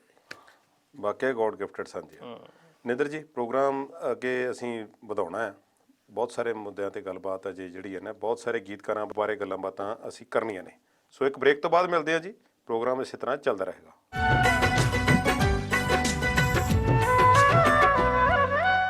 ਕੋਲ ਬਹਿ ਕੇ ਸੁਣ ਸੱਜਣਾ ਪ੍ਰੋਗਰਾਮ ਵਿੱਚ ਫਿਰ ਤੋਂ ਆਪ ਜੀ ਦਾ ਸਵਾਗਤ। ਬਾਪੂ ਕਰਨੈਲ ਸਿੰਘ ਪਾਰਸ ਬਾਰੇ ਅਸਾਂ ਪਿਛਲੇ ਪ੍ਰੋਗਰਾਮ 'ਚ ਵੀ ਗੱਲਬਾਤ ਕੀਤੀ ਸੀ, ਤੇ ਬਹੁਤ ਵੱਡਾ ਨਾਂ ਹੈ ਉਹਨਾਂ ਦਾ। ਕਵੀਸ਼ਰ ਵੀ ਹੋਏ ਨੇ, ਲੇਖਕ ਵੀ ਹੋਏ ਨੇ, ਗੀਤਕਾਰ ਵੀ ਹੋਏ ਨੇ। ਉਹਨਾਂ ਬਾਰੇ ਸਾਨੂੰ ਕੋਈ ਦੱਸੋ ਕਿ ਘਟਨਾਵਾਂ 'ਤੇ ਆਧਾਰਿਤ ਆਮ ਜਨ ਜੀਵਨ 'ਚੋਂ ਫੜ ਕੇ ਗੱਲਾਂ ਨੂੰ, ਤੇ ਉਹ ਕਿਵੇਂ ਲਿਖਦੇ ਸਨ? ਉਹਨਾਂ ਸੱਥ 'ਚ ਬੈਠੇ ਸੀ ਜੀ, ਤੇ ਪਿੰਡ ਹੀ ਰਹਿੰਦੇ ਸੀ ਰਾਮੂ ਵਾਲੇ, ਜਿੱਦਾਂ ਚਿਰ ਕੈਨੇਡਾ ਨਹੀਂ ਗਏ। ਸੱਥ 'ਚ ਬੈਠੇ ਤੇ ਕੋਈ ਬੰਦਾ ਲੰਘਿਆ ਜਾਂਦਾ, ਕਹਿੰਦਾ ਕੀ ਹਾਲ ਆ ਪਾਰਸਾ? ਕਹਿੰਦਾ ਵਧੀਆ, ਤੂੰ ਸੁਣਾ। ਕਹਿੰਦਾ ਕਾਹਦੇ? ਕਹਿੰਦਾ ਯਾਰ ਜ਼ਿੰਦਗੀ ਤਾਂ ਊਂ ਹੀ ਲੰਘ ਗਈ, ਕੰਮ ਨਹੀਂ ਮੁੱਕਦੇ ਸਾਲੇ, ਸਰੀਰ ਮੁੱਕ ਜਾਂਦਾ। ਕਹਿੰਦਾ ਇਹ ਤਾਂ ਹੈ ਹੀ। ਕਹਿੰਦਾ ਝੋਟੀ ਪਾਲੀ ਸੀਗੀ, ਉਹ ਮਰ ਗਈ, ਬਹੁਤ ਇਲਾਜ ਕਰਾਇਆ, ਤੁੰਮੇ ਵੀ ਦਿੱਤੇ, ਜਵੈਣ ਵੀ ਦਿੱਤੀ, ਡਾਕਟਰਾਂ ਨੂੰ ਸੱਦਿਆ, ਕੁਛ ਨਹੀਂ ਬਣਿਆ, ਉਹ ਹੀ ਮਰ ਗਈ। ਕੀ ਕਰੀਏ ਪਾਰਸਾ, ਕਬੀਲਦਾਰੀ ਹੈ, ਇਹ ਤਾਂ ਕੰਮ ਨਹੀਂ ਮੁੱਕਦੇ, ਬੰਦਾ ਮੁੱਕ ਜੂ। ਕਹਿੰਦਾ ਪਹਿਲਾਂ ਕੁੜੀ ਵਿਆਹੀ, ਹੁਣ ਪੋਤੀ ਓਡੀ ਹੋਈ ਪਈ ਆ, ਪਹਿਲਾਂ ਵਿਆਹ ਕੀਤੇ ਗੋਡੀ ਲੱਗ ਗਈ। ਗੱਲਾਂ ਤਾਂ ਐਵੇਂ ਨਿਕਲਦੀਆਂ ਸਚਾਈ ਜੀਵਨ ਚੋਂ। ਬਿਲਕੁਲ। ਉਹ ਬੰਦਾ ਚਲਾ ਗਿਆ, ਪਾਰਸ ਜੀ ਘਰੇ ਆਏ। ਘਰੇ ਆ ਕੇ ਉਹਨਾਂ ਨੇ ਲਿਖਿਆ, ਚੱਲਿਆ ਸਰੀਰ ਮੁੱਕ ਮੁੱਕੇ ਤੇਰੇ ਕੰਮ ਨਾ, ਚੱਲਿਆ ਸਰੀਰ ਮੁੱਕ ਮੁੱਕੇ ਤੇਰੇ ਕੰਮ ਨਾ, ਪਹਿਲੀ ਧੀ ਵਿਆਹੀ ਤੇ ਪੋਤੀ ਹੋ ਗਈ ਓਡੀ ਐ, ਪਹਿਲਿਆਂ ਵਿਆਹ ਨੇ ਲਵਾਤੀ ਤੇਰੀ ਗੋਡੀ ਐ, ਦੋਹਤਿਆਂ ਤੇ ਪੋਤਿਆਂ ਦਾ ਮੁੱਕਿਆ ਗੁਲਾਮ ਨਾ, ਚੱਲਿਆ ਸਰੀਰ ਮੁੱਕ ਮੁੱਕੇ ਤੇਰੇ ਕੰਮ ਨਾ। ਵਾਹ ਵਾਹ। ਤੇ ਉਹ ਝੋਟੀ ਵਾਲੀ ਗੱਲ ਵੀ ਪਾਈ। ਚਾਵਾਂ ਤੇ ਸਧਰਾਂ ਨਾਲ ਝੋਟੀ ਪੂਰੀ ਪਾਲੀ ਸੀ, 5-7 ਦਿਨ ਰਹਿੰਦੇ ਉਹ ਸੂਣ ਵਾਲੀ ਸੀ, ਮਰ ਗਈ ਦਿਨਾਂ ਤੇ ਆ ਕੇ ਚੋਈ ਘਮ ਘਮ ਨਾ, ਚੱਲਿਆ ਸਰੀਰ ਮੁੱਕ ਮੁੱਕੇ ਤੇਰੇ ਕੰਮ ਨਾ। ਵਾਹ ਜੀ, ਬੜੀ ਮਸ਼ਹੂਰ ਹੋਈ ਉਹ, ਗਾਉਂਦੇ ਰਹੇ। ਔਰ ਮੈਂ ਵੀ ਤੂੰ ਵੀ ਤੇ ਕਦੇ ਕਦੇ ਗਾਉਣਾ ਹੁੰਦਾ ਉਹਨੂੰ। ਚੱਲਿਆ ਸਰੀਰ ਮੁੱਕ, ਚੱਲਿਆ ਸਰੀਰ ਮੁੱਕ ਮੁੱਕੇ ਤੇਰੇ ਕੰਮ ਨਾ, ਚੱਲਿਆ ਸਰੀਰ ਮੁੱਕ ਮੁੱਕੇ ਤੇਰੇ ਕੰਮ ਨਾ, ਚੱਲਿਆ ਸਰੀਰ। ਵਾਹ ਵਾਹ ਵਾਹ ਵਾਹ। ਤੇ ਫਿਰ ਉਹ ਕੈਨੇਡਾ ਚਲ ਗਏ। ਅੱਛਾ ਜੀ। ਉਧਰ ਗਏ ਵੈਨਕੂਵਰ ਵੱਲ ਪਹਿਲਾਂ, ਫਿਰ ਬਾਅਦ ਚ ਟੋਰਾਂਟੋ ਆ ਕੇ ਰਹਿਣ ਲੱਗੇ। ਜੀ। ਉੱਥੇ ਗਏ ਤੇ ਉੱਥੇ ਨਾ ਖੇਤਾਂ 'ਚ, ਫਾਰਮਾਂ 'ਚ ਬੇਰੀ ਤੋੜਦੇ ਲੋਕ ਦੇਖੇ, ਤੇ ਕੁੜੀ ਇੱਕ ਬੇਰੀ ਤੋੜਦੀ ਉਹ ਮਿਲੀ, ਤੇ ਫਿਰ ਉਹਨੂੰ ਦਰਦ ਜਾਗਿਆ। ਫਿਰ ਉਹਨੇ ਲਿਖਿਆ, ਬਾਪੂ ਤੇਰੇ ਕੁੜਮਾ ਨੇ ਧੀ ਨੂੰ ਬੇਰੀ ਤੋੜਨ ਲਾਤਾ। ਉਹ ਹਰਭਜਨ ਮਾਨ ਨੇ ਗਾਇਆ ਸੀਗਾ ਜਦੋਂ ਸ਼ੁਰੂ ਕੀਤਾ ਇਹਨਾਂ ਨੇ। ਜੀ ਜੀ ਜੀ। ਸੋ ਕੁਲਦੀਪ ਜੀ, ਕਹਿਣ ਤੋਂ ਭਾਵ ਆ ਕਿ ਇਹ ਸਚਾਈਆਂ ਨੇ, ਜ਼ਿੰਦਗੀ ਦਾ ਯਥਾਰਥ ਹੈ ਕਿ ਗੀਤ ਜਾਂ ਰਚਨਾ ਉਦੋਂ ਜਨਮ ਲੈਂਦੀ ਆ ਜਦੋਂ ਉਹ ਮਨ ਦੇ ਉੱਤੇ ਕਵੀ ਦੇ, ਲੇਖਕ ਦੇ ਕੋਈ ਅਸਰ ਹੁੰਦਾ। ਦੋ ਗੀਤਾਂ ਦਾ ਤੁਸੀਂ ਜ਼ਿਕਰ ਕੀਤਾ, ਤੇ ਜਗ ਜੰਕਸ਼ਨ ਰੇਲਾਂ ਵਾਲਾ ਵੀ ਜਿਹੜਾ ਕੁਝ ਗੀਤ ਇਸੇ ਤਰ੍ਹਾਂ ਦਾ ਬਿਆਨ ਕਰਦਾ ਜਿਵੇਂ ਪਹਿਲੀ ਦੀ ਤੁਸੀਂ ਗੱਲ ਕੀਤੀ ਸੀ। ਇਹਦਾ ਮਤਲਬ ਥੋੜਾ ਜਿਹਾ ਜ਼ਿਆਦਾ ਇਹ ਹੋ ਸਕਦਾ ਹੈ ਕਿ ਉਹ ਜ਼ਿੰਦਗੀ ਦੇ ਦੁਖਾਂਤ ਨੂੰ ਜ਼ਿਆਦਾ ਫੜਦੇ ਸਨ ਆਮ ਗੱਲਾਂ 'ਚੋਂ। ਹਾਸੇ ਦੀਆਂ ਚੀਜ਼ਾਂ ਵੀ ਲਿਖੀਆਂ। ਅੱਛਾ ਜੀ। ਪਰ ਜਿਹੜਾ ਦੁਖਾਂਤ ਆ, ਜਦੋਂ ਟ੍ਰੈਜਡੀ ਰੂਪ ਧਾਰਦੀ ਹੈ, ਸਾਡੇ ਸਾਹਮਣੇ ਆਉਂਦੀ ਹੈ, ਉਦੋਂ ਮਨ ਪਿੰਗਲਦਾ। ਹਾਸਾ ਤਾਂ ਹੱਸ ਕੇ ਭੁੱਲ ਜਾਂਦੇ ਆ, ਰੋਇਆ ਨਹੀਂ ਭੁੱਲਦਾ ਬੰਦੇ ਨੂੰ। ਤੇ ਜਦੋਂ ਉਹ ਦੇਖਦੇ ਸੀਗੇ, ਜਿਵੇਂ ਮੈਂ ਪਹਿਲਾਂ ਵੀ ਜ਼ਿਕਰ ਕਰਦਾ ਸੀ, ਜਿਨ੍ਹਾਂ ਨੇ ਨਹੀਂ ਸੁਣਿਆ ਮੈਂ ਫੇਰ ਕਰ ਦਿਆਂ, ਜਾਖਲ ਖਾੜਾ ਲੱਗਾ ਜੀ, ਸਟੇਸ਼ਨ ਤੇ ਬੈਠੇ ਆ ਕੇ, ਰੇਲ ਫੜਨੀ ਸੀ ਜੀ, ਰੇਲ ਕੂਕਾ ਮਾਰਦੀ ਆਈ, ਬਿਲਕੁਲ, ਸਵਾਰੀਆਂ ਉਤਰੀਆਂ ਜੀ, ਕੁਛ ਤੀਵੀਆਂ ਘੱਗਰੇ ਪਾਇਓ ਉਹ ਆਈਆਂ ਸੀਗੀਆਂ, ਮਕਲਾਵਾ ਚੱਲੀਆਂ ਜਾਂ ਮਕਲਾਵੇਂ ਆਈਆਂ ਨਾਲ ਵਿਆਹ ਵਾਲੇ, ਠੀਕ ਹੈ। ਤੇ ਇੱਕ ਪਰਿਵਾਰ ਨਿੱਕਿਆ, ਉਹਦੇ ਬੱਚਾ ਮਰਿਆ ਤੇ ਗੋਦੀ 'ਚ ਪਾਇਆ ਹੋਇਆ, ਤੇ ਕਵੀ ਦੇਖ ਰਿਹਾ, ਉਹਦੇ ਮਨ ਤੇ ਅਸਰ ਹੋਇਆ। ਫਿਰ ਉਦੋਂ ਲਿਖਿਆ ਜਗ ਜੰਕਸ਼ਨ ਰੇਲਾਂ ਦਾ, ਜਾਣੀ ਦੁਨੀਆ ਨੂੰ, ਜੱਗ ਨੂੰ ਰੇਲ ਗੱਡੀ ਦੇ ਸਟੇਸ਼ਨ ਨਾਲ ਤਸ਼ਬੀਹ ਦਿੱਤੀ। ਜਗ ਜੰਕਸ਼ਨ ਰੇਲਾਂ ਦਾ, ਗੱਡੀ ਇੱਕ ਆਵੇ ਇੱਕ ਜਾਵੇ, ਔਰ ਕਿਧਰੇ ਜ਼ੋਰ ਮਕਾਨਾਂ ਦਾ, ਕਿਧਰੇ ਵਿਆਹ ਮੰਗਣੇ ਮਕਲਾਵੇ, ਠੀਕ ਹੈ। ਮਕਾਨੋਂ ਬੱਚਾ ਲੈ ਕੇ ਆ ਰਿਹਾ, ਮਕਲਾਵੇ ਜਦੋਂ ਉਹ ਤੀਵੀਆਂ ਘੱਗਰਿਆਂ ਵਾਲੀਆਂ। ਯਾਨੀ ਸਚਾਈ ਜਿਹੜੀ ਹੈ, ਜੋ ਅੱਖੀਂ ਦੇਖਣਾ ਉਹੀ ਲਿਖਣਾ, ਉਹੀ ਫਿਰ ਮਕਬੂਲ ਹੁੰਦਾ। ਇੱਕ ਹੋਰ ਗੀਤਕਾਰ ਦਾ ਅਸੀਂ ਹੁਣ ਜ਼ਿਕਰ ਕਰਨਾ ਹੈ ਇਸ ਹਿੱਸੇ ਵਿੱਚ ਪ੍ਰੋਗਰਾਮ ਦੇ, ਸਨਮੁਖ ਸਿੰਘ ਆਜ਼ਾਦ। ਉਸ ਤੋਂ ਪਹਿਲਾਂ ਇੱਕ ਸਵਾਲ ਹੈ ਛੋਟਾ ਜਿਹਾ। ਪਾਰਸ, ਆਜ਼ਾਦ, ਇਸ ਤਰ੍ਹਾਂ ਦੇ ਤਖੱਲਸ ਬੜੇ ਸੋਹਣੇ ਸੋਹਣੇ ਰੱਖਦੇ ਸਨ ਪਹਿਲੇ ਗੀਤਕਾਰ, ਇਹ ਹੁਣ ਗੁਆਚ ਗਿਆ। ਏਦਾਂ ਨਾ ਬਈ, ਇਹ ਵੀ ਉਸਤਾਦਾਂ ਦੀ ਦੇਣ ਹੁੰਦੀ ਸੀ। ਜਿਵੇਂ ਆਪਾਂ ਮਾਨਕ ਤੇ ਜ਼ਿਕਰ ਕੀਤਾ ਉਸ ਦਿਨ, ਜੀ ਵੀ ਪ੍ਰਤਾਪ ਸਿੰਘ ਕੈਰੋਂ ਕਹਿੰਦਾ ਇਹ ਤਾਂ ਮਾਨਕ ਹੈ, ਇਹ ਮਣਕਾ ਕਹਿੰਦੇ ਹੋ, ਇਹ ਕੁਲਾਂ ਨੂੰ ਦੀਪ ਕਰੂਗਾ, ਇਹ ਤਾਂ ਬਹੁਤ ਕਮਾਲ ਦਾ ਗਵਈਆ ਬਣੂਗਾ ਜੀ, ਕੁਲਦੀਪ ਹੈ ਇਹ, ਮਾਨਕ ਹੈ ਇਹ। ਤੇ ਉਹ ਮਾਸਟਰਾਂ ਨੇ ਉਹਦਾ ਨਾਂ ਕੁਲਦੀਪ ਮਾਨਕ, ਨਾ ਕਿੱਡੀ ਵੱਡੀ ਗੱਲ, ਮੁੱਖ ਮੰਤਰੀ ਨੇ ਬਹੁਤ ਵੱਡੀ ਗੱਲ ਉਹਦਾ ਨਾਮਕਰਨ ਕੀਤਾ ਜੀ। ਇਵੇਂ ਕਰਨੈਲ ਸਿੰਘ ਪਾਰਸ ਜਦੋਂ ਪੜ੍ਹਨ ਜਾਂਦਾ ਸੀ ਨਾ, ਲੈ ਕੇ ਦੀਵਾਨੀ, ਉਹਦੇ ਕੋਲੇ ਸਾਧ ਕੋਲੇ ਸਿੱਖਿਆ ਲੈਣ, ਛੱਪੜ ਤੇ ਡੇਰਾ ਸੀ, ਤੇ ਉੱਥੇ ਜਾ ਕੇ ਸੰਥਿਆ ਲੈਂਦਾ ਸੀ ਉਹ। ਅੱਛਾ ਜੀ। ਸੰਥਿਆ ਲੈ ਕੇ ਉਹਨੇ ਆਉਣਾ ਤੇ ਯਾਦ ਕਰਕੇ ਫਿਰ ਜਾ ਕੇ ਸੁਣਾ ਦੇਣਾ। ਉਹ ਬੜਾ ਖੁਸ਼ ਹੁੰਦਾ ਸੀ ਸਾਧ। ਉਹ ਕਹਿੰਦਾ ਯਾਰ ਤੂੰ ਤਾਂ ਪਾਰਸ ਹੈ, ਕਿਉਂਕਿ ਕਰਨੈਲ ਸਿੰਘ ਨਾਂ ਸੀ, ਕਰਨੈਲ ਕਹਿੰਦੇ ਸੀ, ਤੂੰ ਤਾਂ ਪਾਰਸ ਹੈ। ਉੱਥੋਂ ਤਖੱਲਸ ਬਣ ਗਿਆ, ਉੱਥੋਂ ਤਖੱਲਸ ਪਾਰਸ ਬਣ ਗਿਆ ਜੀ। ਇਹ ਜਿਹੜਾ ਸਨਮੁਖ ਸਿੰਘ ਆਜ਼ਾਦ ਤੁਸੀਂ ਕਿਹਾ ਜੀ, ਦੱਸੋ ਉਹਨਾਂ ਬਾਰੇ। ਇਸ ਬੰਦੇ ਨੇ ਸੈਂਕੜੇ ਗੀਤ ਲਿਖੇ। ਟਾਹਣੀਆਂ ਦੇ ਟਾਹਣ ਚੀਕਦੇ, ਪੀਂਗ ਟੁੱਟ ਗਈ ਹਲਾਰਾ ਖਾ ਕੇ, ਨੂਰ ਜਹਾਂ ਨੇ ਗਾਇਆ। ਅੱਛਾ ਜੀ। ਨਰਿੰਦਰ ਬੀਬਾ ਨੇ ਗਾਇਆ। ਅੱਛਾ ਜੀ। ਮਾਨਕ ਨੇ ਗਾਇਆ ਨਾ ਮਾਰੋ ਪੂਰਨ ਪੁੱਤ ਪਿਆਰੇ ਨੂੰ। ਚਮਕੀਲੇ ਤੇ ਅਮਰਜੋਤ ਨੇ ਗਾਇਆ ਤਲਵਾਰ ਮੈਂ ਕਲਗੀ ਧਰਦੀ ਹਾਂ। ਅੱਛਾ, ਇਹਨਾਂ ਦਾ ਲਿਖਿਆ, ਇਹਨਾਂ ਦਾ ਲਿਖਿਆ ਜੀ। ਔਰ ਹਾਏ ਧਮੂਕਾ ਪੈ ਗਿਆ ਹਰਭਜਨ ਮਾਨ ਨੇ। ਮਤਲਬ ਕਿਹੜਾ ਗਾਇਕ ਆ ਜਿੰਨੇ ਉਹਦੇ ਗੀਤ ਲਿਖੇ ਨਹੀਂ ਗਾਏ। ਤੇ ਮਰਿਆ ਫੁੱਟਪਾਥ ਤੇ ਲੁਧਿਆਣੇ ਝੁੱਗੀ 'ਚ, ਘਰ ਉੱਜੜ ਗਿਆ। ਉਹਨੂੰ ਤਖੱਲਸ ਉਹਦੇ ਪਿਓ ਨੇ ਦਿੱਤਾ ਸੀ, ਤੁਰਿਆ ਫਿਰਦਾ ਸੀ ਉਹ। ਕਮੇਡੀ ਸਾਰੀ ਕੇਦੀਪ ਤੇ ਜਗਮੋਹਨ ਕੌਰ ਦੀ ਉਹਦੀ ਲਿਖੀ ਹੋਈ ਸੀ। ਸਟੇਜ ਸੈਕਟਰੀ ਵੀ ਕਰਦਾ ਰਿਹਾ, ਬੜਾ ਕਮਾਲ ਦਾ ਬੰਦਾ ਸੀ। ਮੈਂ ਉਹਦੇ ਬਾਰੇ ਲਿਖਿਆ, ਉਹਦੇ ਨਾਲ ਵੀ ਰਿਹਾ ਮੈਂ। ਅੱਛਾ ਜੀ। ਜੱਸੋਵਾਲ ਦਾ ਚੇਲਾ ਸੀ, ਜੱਸੋਵਾਲ ਨੇ ਉਹਨੂੰ ਸੰਭਾਲਿਆ, ਜੱਸੋਵਾਲ ਨੇ ਉਹਨੂੰ ਸਾਈਕਲ ਲੈ ਕੇ ਦਿੱਤਾ, ਉਹਨੇ ਵੇਚਤਾ, ਉਹਦੀ ਸ਼ਰਾਬ ਪੀ ਗਿਆ। ਉਹਦਾ ਪਿਓ ਕਹਿੰਦਾ ਸੀ ਵੀ ਤੂੰ ਬੜਾ ਆਜ਼ਾਦ ਤਬੀਅਤ ਦਾ ਮਾਲਕ ਹੈ ਸਨਮੁਖ, ਤੂੰ ਸੂਦ ਜਾਤ ਸੀ ਉਹਨਾਂ ਦੀ। ਅੱਛਾ ਜੀ। ਹਿੰਦੂ ਖਤਰਾ ਭਾਈਚਾਰੇ ਚੋਂ ਸੀਗੇ ਉਹ ਜੀ। ਕਹਿੰਦਾ ਤੂੰ ਆਜ਼ਾਦ ਤਬੀਅਤ ਦਾ ਮਾਲਕ ਹੈ। ਤੇ ਉਹਦਾ ਪਿਤਾ ਵੀ ਉਹਨੂੰ ਕਦੇ ਆਜ਼ਾਦ ਸਾਹਿਬ ਕਹਿ ਕੇ ਬੁਲਾਉਂਦਾ ਸੀ। ਅੱਛਾ ਜੀ। ਉੱਥੋਂ ਸਨਮੁਖ ਸਿੰਘ ਆਜ਼ਾਦ ਬਣ ਗਿਆ। ਔਰ ਬੜੇ ਗੀਤ ਲਿਖੇ ਯਾਰ ਉਹ ਬੰਦੇ ਨੇ। ਜੇ ਤੁਸੀਂ ਉਹ ਗੀਤਾਂ ਬਾਰੇ ਜਾਣਕਾਰੀ ਲਾਓਗੇ ਨਾ, ਜੇ ਦੱਸੀਏ ਤਾਂ ਤੁਸੀਂ ਕਹੋਗੇ ਇਹ ਤਾਂ ਲੋਕ ਗੀਤ ਆ, ਇਹ ਤਾਂ ਸੁਣਿਆ ਹੋਇਆ ਮੈਂ, ਇਹ ਵੀ ਇਹਦਾ ਲਿਖਿਆ। ਔਰ ਇੱਕ ਵਾਰੀ ਉਹਨੇ ਗੱਲ ਸੁਣਾਈ। ਤੁਸੀਂ ਰਹੇ ਉਹਨਾਂ ਨਾਲ ਕਾਫੀ? ਮੈਂ ਬਹੁਤ ਜਾਂਦਾ ਸੀ ਉਹਦੇ ਕੋਲੇ ਜੀ। ਕਹਿੰਦਾ ਮੈਂ ਨਾ ਰਿਕਸ਼ੇ ਤੇ ਜਾਈ ਜਾਵਾਂ ਜੀ, ਤੇ ਬੜਾ ਗਰਮੀ ਪਵੇ। ਅੱਛਾ ਜੀ। ਤੇ ਸੜਕ ਤੇ ਰੋੜੀ ਕੁੱਟੀ ਜਾਂਦੇ ਸੀ, ਰੋੜੀ ਕੁੱਟੀ ਜਾਂਦੇ ਸੀ ਤਾਂ ਜਿਹੜੀ ਮਜ਼ਦੂਰਨ ਸੀ ਉਹਦਾ ਨਿਆਣਾ ਨਾ ਉਹਨੇ ਟੋਕਰੀ 'ਚ ਪਾਇਆ ਵਾ, ਤੇ ਕੋਲੇ ਉਹ ਰੋੜੀ ਕੋਟਰੀ ਤੇ ਨਿਆਣੇ ਦੀਆਂ ਲੱਤਾਂ ਬੰਨੀਆਂ ਕਿ ਟੋਕਰੀ 'ਚੋਂ ਬਾਹਰ ਆ ਕੇ ਥੱਲੇ ਸੜਕ ਤੇ ਕਿਸੇ ਦੇ ਕੋਈ ਉੱਤੇ ਨਾ ਚੜ ਜੇ। ਕਹਿੰਦਾ ਮੇਰਾ ਗੀਤ ਲਿਖਣ ਨੂੰ ਵੇਖ ਕੇ ਮਨ ਮਚਲ ਪਿਆ। ਮੇਰੇ ਕੋਲ ਨਾ ਕਾਗਜ਼ ਸੀ ਨਾ ਪੈਨ ਸੀ। ਪੈਨ ਕਹਿੰਦਾ ਮੈਂ ਰਿਕਸ਼ੇ ਵਾਲੇ ਨੂੰ ਕਿਹਾ ਤੇਰੇ ਕੋਲ ਪੈਨਸਲ ਪੈਨ ਹੈ? ਉਹ ਕਹਿੰਦਾ ਮੇਰੇ ਤੂੰ ਉੱਠ। ਉਹਨੇ ਉਹਦਾ ਚੱਕਿਆ ਉਹ ਸੀਟ, ਉਹਦੇ ਥੱਲੋਂ ਇੱਕ ਪੈਨਸਲ ਕੱਢਤੀ। ਹੁਣ ਕਾਗਜ਼ ਹੈ ਨਹੀਂ ਸੀ। ਉਹਨੇ ਇੱਧਰ ਨਿਗਾਹ ਮਾਰੀ, ਉੱਧਰ ਨਿਗਾਹ ਮਾਰੀ, ਇੱਕ ਸਿਗਟਾਂ ਦੀ ਰੈੱਡ ਐਂਡ ਵਾਈਟ ਸਿਗਟਾਂ ਦੀ ਡੱਬੀ ਪਈ ਸੀ ਖਾਲੀ। ਅੱਛਾ ਜੀ। ਉਹਨੇ ਪਾੜੀ, ਉਹਨਾਂ ਕੋਲ ਨਿਕਲਿਆ ਕਾਗਜ਼, ਉਹਦਾ ਪਾਸਾ ਉੱਤੇ ਉਹਨੇ ਜਿਹੜਾ ਲਿਖਿਆ ਉਹ ਮੈਂ ਇੱਥੇ ਨੋਟ ਕੀਤਾ। ਕਮਾਲ ਦੇ ਸ਼ਬਦ ਲਿਖੇ ਉਹਨੇ।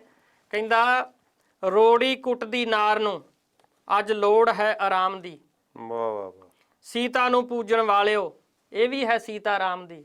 ਵਾਹ ਵਾਹ। ਬੱਦਲਾਂ ਚੋਂ ਬਾਹਰ ਆ ਰਿਹਾ ਹੈ ਹੁਸਨਾਂ ਦਾ ਸੂਰਜ ਦੋਸਤੋ, ਵੇਖੋ ਪਲੇਤਨ ਫੜ ਗਈ ਲਾਲੀ ਪੁੰਗਰ ਦੀ ਸ਼ਾਮ ਦੀ। ਵਾਹ ਵਾਹ। ਔਰ ਇਹ ਉਹਨੇ ਲਿਖਿਆ, ਮੈਂ ਨੋਟ ਕਰਿਆ ਸਵੇਰੇ। ਬਹੁਤ ਸੋਹਣੇ ਲਫ਼ਜ਼, ਬੜੇ ਸੋਹਣੇ। ਔਰ ਵੇਖੋ ਰਿਕਸ਼ੇ ਤੇ ਜਾਂਦਾ ਬੰਦਾ ਤੱਕ ਕੇ ਪ੍ਰਭਾਵਿਤ ਹੋ ਗਿਆ। ਔਰ ਬੱਚੇ ਦੇ ਪੈਰ ਬੰਨੇ ਦੇਖ ਕੇ, ਔਰ ਮਾਂ ਕਿੱਡੀ ਫਿਕਰਮੰਦ ਹੈ ਕਿ ਮੈਂ ਤਾਂ ਮਜ਼ਦੂਰੀ ਕਰ ਰਹੀ ਹਾਂ, ਨਿਆਣਾ ਟੋਕਰੀ 'ਚ ਉੱਠ ਕੇ ਬਾਹਰ ਜਾ ਕੇ ਜੇ ਡਿੱਗ ਪਿਆ ਜਾਂ ਸੱਟ ਫੇਟ ਖਾ ਲਈ ਜਾਂ ਇਹਦੇ ਉੱਤੇ ਕੋਈ ਚੜ ਗਿਆ ਕੀ ਕਰੂ। ਤੇ ਇਹ ਕਵੀ ਦੇ ਮਨ ਤੇ ਅਸਰ ਹੋਣਾ ਤੇ ਲਿਖਣਾ, ਫੇਰ ਹੀ ਆ ਕੇ ਕਲਾਤਮਿਕਤਾ ਦਾ ਸੁਮੇਲ ਹੁੰਦਾ। ਪ੍ਰੋਗਰਾਮ ਦੇ ਇਸ ਹਿੱਸੇ ਵਿੱਚ ਅਸੀਂ ਗੱਲ ਕਰਾਂਗੇ ਅਜੇ ਲੁਧਿਆਣੇ ਸ਼ਹਿਰ ਦੀ। ਮੇਲੇ ਦੀ, ਪ੍ਰੋਫੈਸਰ ਮੋਹਨ ਸਿੰਘ ਮੇਲੇ ਦੀ ਗੱਲ ਅਸੀਂ ਪਿਛਲੇ ਪ੍ਰੋਗਰਾਮ 'ਚ ਵੀ ਕੀਤੀ ਸੀ। ਉਸ ਨਾਲ ਬਹੁਤ ਸਾਰੀਆਂ ਯਾਦਾਂ ਜੁੜੀਆਂ ਹੋਈਆਂ ਨੇ, ਕਿਉਂਕਿ ਇਸ ਤਰ੍ਹਾਂ ਦਾ ਬਣ ਗਿਆ ਮੇਲਾ, ਬਣ ਗਿਆ। ਪ੍ਰੋਫੈਸਰ ਗੁਰਭਜਨ ਗਿੱਲ ਜੀ ਸਾਡੇ ਸਰਪ੍ਰਸਤ ਵੀ ਨੇ PNTV ਦੇ, ਉਹਨਾਂ ਦੇ ਬਾਰੇ ਉਹਨਾਂ ਤੋਂ ਗੀਤ ਲਿਖਵਾਇਆ ਜਗਮੋਹਨ ਕੌਰ ਤੇ ਕੇਦੀਪ ਨੇ। ਇਹਨਾਂ ਦਾ ਵੀ ਟਿਕਾਣਾ ਲੁਧਿਆਣਾ ਹੀ ਸੀ। ਇਹਨਾਂ ਦਾ ਵੀ ਲੁਧਿਆਣੇ ਸੀ ਜੀ। ਇਸ ਤੋਂ ਪਹਿਲਾਂ ਆਪਾਂ ਉਹ ਅਗਲੇ ਚੈਪਟਰ 'ਚ ਗੱਲ ਕਰੀਏ ਜੀ। ਗੁਰਭਜਨ ਗਿੱਲ ਨੇ ਬਹੁਤ ਸਾਰੇ ਗੀਤ ਲਿਖੇ, ਕਵੀ ਵੀ ਹੈ ਜੀ, ਗਜ਼ਲਾਂ ਵੀ ਲਿਖੀਆਂ, ਹੋਰ ਕਈ ਕੁਝ ਲਿਖਿਆ ਜੀ। ਵੇਖੋ ਉਹ ਗੱਲ ਫੇਰ ਆ ਗਈ, ਸਮਾਂ ਜਦੋਂ ਪੰਜਾਬ ਤੇ ਮਾੜੇ ਦਿਨ ਸੀ ਜੀ, ਤੇ ਅੱਤਵਾਦ ਦਾ ਦੌਰ ਸੀ, ਕਾਲਾ ਦੌਰ ਸੀ, ਹਨੇਰੀ ਸੀ, ਝੱਖੜ ਸੀ, ਇੱਕ ਲੋਕਾਂ ਦੇ ਮਨਾਂ ਅੰਦਰ ਭੈ ਦਾ ਸਾਇਆ ਸੀ। ਠੀਕ ਹੈ ਗੱਲ। ਉਦੋਂ ਉਹਨੇ ਲਿਖਿਆ ਕਿ ਖੰਭ ਖਿਲ ਰਹੇ ਨੇ ਕਾਵਾਂ ਦੇ, ਰੋਕ ਲਓ ਨਿਸ਼ਾਨੇਬਾਜ਼ੀਆਂ, ਪੁੱਤ ਮਰ ਚੱਲੇ ਮਾਵਾਂ ਦੇ। ਔਰ ਇਹ ਸੁਣਨ ਤੋਂ ਬਾਅਦ ਫਿਰ ਹਰ ਇੱਕ ਦੇ ਕਲੇਜੇ 'ਚ ਰੁੱਗ ਭਰਿੰਦਾ ਹੈ ਵੀ ਵਾਕਿਆ ਪੁੱਤ ਮਾਵਾਂ ਦੇ ਮਰੀ ਜਾਂਦੇ ਆ ਤੇ ਕਾਵਾਂ ਦੇ ਜਿਹੜੇ ਖੰਭ ਖਿਲਰੀ ਜਾਂਦੇ ਆ ਤੇ ਨਿਸ਼ਾਨੇਬਾਜ਼ੀਆਂ ਨੂੰ ਵਿਰਾਮ ਦੇਣ ਦੀ ਲੋੜ ਹੈ। ਠੀਕ ਹੈ ਜੀ।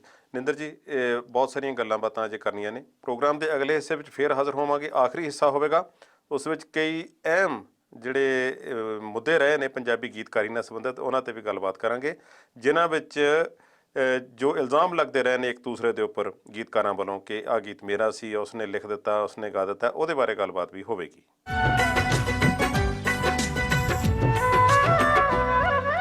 ਕੋਲ ਬਹਿ ਕੇ ਸੁਣ ਸੱਜਣਾ ਪ੍ਰੋਗਰਾਮ ਜਾਰੀ ਹੈ ਤੇ ਤੁਹਾਡੀਆਂ ਗੱਲਾਂ ਬਾਤਾਂ ਸੁਣ ਰਹੇ ਨਿੰਦਰ ਜੀ ਕੋਲ ਬਹਿ ਕੇ।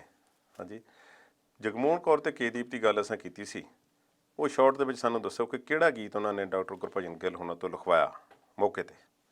ਇਹ ਨਾ 1992-93 ਦੀ ਗੱਲ ਹੈ ਜੀ। ਮੋਹਨ ਸਿੰਘ ਦਾ ਮੇਲਾ ਲੱਗਿਆ, ਪੰਜਾਬੀ ਭਵਨ ਖਚਾ ਖਚ ਭਰਿਆ ਵਾ, ਤੇ ਪੰਜਾਬ ਦੇ ਗਵਰਨਰ ਸੁਰਿੰਦਰ ਨਾਥ ਸੀ ਤੇ ਉਹ ਵੀ ਉੱਥੇ ਆਏ ਹੋਏ ਸੀ। ਅੱਛਾ ਜੀ। ਜੱਸੋਵਾਲ ਨੂੰ ਚਾਅ ਚੜ ਜਾਂਦਾ ਸੀ ਇਕੱਠ ਵੇਖ ਕੇ, ਕਲਾਕਾਰ ਵੇਖ ਕੇ, ਐਕਸਾਈਟਡ ਹੋ ਜਾਂਦੇ ਸੀ, ਬਹੁਤ ਮਸਤ ਹੋ ਜਾਂਦਾ ਸੀਗਾ। ਤੇ ਉਹਨੇ ਜੱਸੋਵਾਲ ਨੇ ਸਟੇਜ ਤੇ ਕਹਿਤਾ, ਉਦੋਂ ਕਹਿਣਾ ਆਇਓ ਮਿੱਤਰਾ ਜਦੋਂ ਰੰਗ ਸੀ ਸਰੋਂ ਦੇ ਫੁੱਲ ਵਰਗਾ। ਤੇ ਜਗਮੋਹਨ ਕੌਰ ਉੱਥੇ ਬੈਠੀ ਸੀ, ਉਹ ਬਹੁਤ ਪ੍ਰਭਾਵਿਤ ਹੋਈ। ਉਹਨੇ ਕਿਹਾ ਹਾਲੇ ਦੁੱਧ ਨੂੰ ਜਾਗ ਮੈਂ ਨਾ ਲਾਈ, ਵੇ ਚੰਗੇ ਵੇਲੇ ਆਇਓ ਮਿੱਤਰਾ। ਲੋਕਾਂ ਨੇ ਤਾੜੀਆਂ ਮਾਰੀਆਂ, ਗਵਰਨਰ ਵੀ ਖੁਸ਼ ਹੋਇਆ, ਗੁਰਭਜਨ ਗਿੱਲ ਵੀ ਉੱਥੇ ਬੈਠੇ ਸੀ। ਜਗਮੋਹਨ ਕੌਰ ਕਹਿੰਦੀ ਗਿੱਲ ਸਾਹਿਬ ਇਦਾਂ ਦਾ ਐਸ ਫੀਲਿੰਗ ਵਾਲਾ, ਐਸ ਅਹਿਸਾਸ ਵਾਲਾ, ਐਸ ਜਜ਼ਬਾਤ ਵਾਲਾ ਇੱਕ ਗੀਤ ਲਿਖ ਕੇ ਦਿਓ। ਉਹਨੂੰ ਗੀਤ ਲਿਖਣ ਤੇ ਮੈਂ ਰਿਕਾਰਡ ਕਰਾਉਣਾ, ਉਹਨੂੰ ਗੀਤ ਲਿਖਣ ਤੇ ਟਾਈਮ ਲੱਗ ਗਿਆ। ਅੱਛਾ ਜੀ। ਗੀਤ ਤਾਂ ਲਿਖਤਾ, ਉਹ ਬਿਮਾਰ ਪੈ ਗਈ, ਮੁੜ ਕੇ ਦੇਹਾਂਤ ਹੋ ਗਿਆ। ਉਸ ਅਣਗਾਏ ਗੀਤ ਦਾ ਬੋਲ ਮੈਨੂੰ ਯਾਦ ਕਰਾਇਆ ਉਹਨਾਂ ਨੇ, ਜਿਹੜਾ ਲਿਖਿਆ, ਚੰਨ ਅੰਬਰਾਂ 'ਚ ਕਿਧਰੇ ਗਵਾਚਿਆ ਮੈਂ ਤਾਰਿਆਂ ਤੋਂ ਪੁੱਛਦੀ ਰਹੀ, ਰਲੇ ਪੁੰਨੂ ਨਾਲ ਤੇਰਾ ਵੀ ਮੁਹਾਂਦਰਾ ਮੈਂ ਸਾਰਿਆਂ ਤੋਂ ਪੁੱਛਦੀ ਰਹੀ, ਕਿਸੇ ਦੱਸਿਆ ਨਾ ਤੇਰਾ ਸਰਨਾਮਾ ਮੈਂ ਸੱਸੀ ਵਾਂਗੂ ਲੁੱਛਦੀ ਰਹੀ, ਸੂਈ ਸੱਜਰੀ ਸਵੇਰ ਜਿਹੀ ਨਾਰ ਨੂੰ ਤੂੰ ਦਿਲੋਂ ਨਾ ਅਪਣਾਇਆ ਮਿੱਤਰਾ, ਔਰ ਜਦੋਂ ਰੰਗ ਸੀ ਸਰੋਂ ਦੇ ਫੁੱਲ ਵਰਗਾ ਉਦੋਂ ਕਿਉਂ ਨਾ ਆਇਆ ਮਿੱਤਰਾ। ਬਹੁਤ ਖੂਬ ਯਾਰ, ਮਤਲਬ ਇੱਕ ਜਜ਼ਬਾ, ਇੱਕ ਪ੍ਰੇਰਨਾ। ਹੁਣ ਉਹ ਸਟੇਜ ਤੇ ਮਾਹੌਲ ਬਣ ਗਿਆ, ਮਾਹੌਲ ਇਹੋ ਜਿਹਾ ਬਣਿਆ ਕਿ ਉਹਦੇ ਗਾਇਕਾਂ ਦੇ ਅੰਦਰ ਇੱਕ ਤਰੰਗਤ ਉਹਦਾ ਮਨ ਹੋਇਆ, ਉਹਨੂੰ ਇੱਕ ਅੰਦਰੋਂ ਫੀਲਿੰਗ ਆਈ ਕਿ ਇਦਾਂ ਦਾ ਗੀਤ ਹੋਣਾ ਚਾਹੀਦਾ। ਤੇ ਪਰ ਸਮਾਂ, ਸਬੱਬ ਤੇ ਵਿਧਾ ਕਿਸੇ ਕਿਸੇ ਦਾ ਸਾਥ ਦਿੰਦੇ ਐ, ਤੇ ਉਹ ਬਿਮਾਰ ਹੋ ਗਏ, ਗੀਤ ਰਿਕਾਰਡ ਨਹੀਂ ਹੋਇਆ। ਗਿੱਲ ਸਾਹਿਬ ਦੀ ਡਾਇਰੀ 'ਚ ਅੱਜ ਵੀ ਲਿਖਿਆ ਪਿਆ। ਬਹੁਤ ਖੂਬ ਹੈ ਜੀ। ਅਸੀਂ ਨਿੰਦਰ ਜੀ ਗੱਲਬਾਤ ਕਰਨੀ ਹੈ ਕਿ ਕਿਸ ਤਰ੍ਹਾਂ ਇੱਕ ਦੂਸਰੇ ਤੇ ਇਲਜ਼ਾਮਬਾਜ਼ੀ ਹੁੰਦੀ ਰਹੀ ਹੈ। ਤੇ ਨੂਰਪੁਰੀ ਦੇ ਗੀਤਾਂ ਤੇ ਵੀ ਕਹਿੰਦੇ ਸੀ ਵੀ ਲੋਕ ਗੀਤ ਨੇ। ਨੂਰਪੁਰੀ ਦੇ ਗੀਤ ਵਾਕਿਆ ਹੀ ਲੋਕ, ਮੈਂ ਫਿਰ ਕਹਿੰਦਾ ਲੋਕ ਗੀਤਾਂ ਦੇ ਭਰਾ। ਔਰ ਦੇਖੋ ਤੁਸੀਂ, ਗੋਰੀ ਦੀਆਂ ਝਾਂਜਰਾਂ ਬੁਲਾਉਂਦੀਆਂ ਗਈਆਂ, ਸੱਜਣਾ ਦੇ ਸੀਨੇ ਠੰਡ ਪਾਉਂਦੀਆਂ ਗਈਆਂ। ਇੱਕ ਵਾਰੀ ਉਹ ਸੜਕ ਤੇ ਖੜੇ ਤੇ ਗੱਡਾ ਲੰਘਿਆ, ਉੱਤੇ ਸੰਦੂਕ ਰੱਖਿਆ ਵਾ, ਤੇ ਸ਼ੀਸ਼ਿਆਂ ਵਾਲੇ ਗੱਡੇ ਹੁੰਦੇ ਸੀ ਤੇ ਸ਼ੀਸ਼ਿਆਂ ਵਾਲੇ ਹੀ ਸੰਦੂਕ ਹੁੰਦੇ ਸੀ ਹੈਂ। ਤੇ ਉਹਨਾਂ ਨੇ ਲਿਖਿਆ ਗੱਡੇ ਉੱਤੇ ਆ ਗਿਆ ਸੰਦੂਕ ਮੁਟਿਆਰ ਦਾ, ਸ਼ੀਸ਼ਿਆਂ ਦੇ ਵਿੱਚ ਉਹਦਾ ਵੀਰ ਵਗ ਚਾਰਦਾ। ਓਏ ਹੋਏ ਹੋਏ ਹੋਏ, ਕਲਪਨਾ ਉਡਾਰੀ ਦੇਖੋ ਜੀ। ਸੰਦੂਕ ਦੇ ਜਿਹੜੇ ਸ਼ੀਸ਼ੇ ਲੱਗੇ ਹੁੰਦੇ ਸੀ, ਠੀਕ ਨਾ, ਉਹਦਾ ਵੀਰ ਵਗ। ਮਤਲਬ ਇਹ ਦ੍ਰਿਸ਼ ਜਿਹੜਾ, ਫਿਰ ਵੇਖੋ ਜਦੋਂ ਵੰਡ ਹੋਈ ਮੁਲਕ ਦੀ, ਤੇ ਉਸ ਦੇ ਨੂਰਪੁਰੀ ਦੇ ਮਨ ਤੇ ਕਿੱਡਾ ਅਸਰ ਹੋਇਆ। ਕਹਿੰਦਾ ਰਾਵੀ ਛੱਡ ਆਏ ਆ, ਝਨਾ ਛੱਡ ਆਏ ਆ, ਲਹੂ ਵਿੱਚ ਭਿੱਜੀ ਹੋਈ ਮਾਂ ਛੱਡ ਆਏ ਆ। ਵਾਹ ਵਾਹ। ਰਾਮ ਵੀ ਨਾ ਬੋਲਿਆ, ਰਹੀਮ ਵੀ ਨਾ ਬੋਲਿਆ, ਸੱਤਾਂ ਇਹ ਸਮੁੰਦਰਾਂ ਨੇ ਅਥਰੂ ਨਾ ਡੋਲਿਆ। ਸੁੱਤੇ ਹੋਏ ਰੱਬ ਤੇ ਇਦਾਂ ਦਾ ਅਸੀਂ ਨਿਆਂ ਛੱਡ ਆਏ ਆ, ਰਾਵੀ ਛੱਡ ਆਏ ਆ, ਝਨਾ ਛੱਡ ਆਏ ਆ।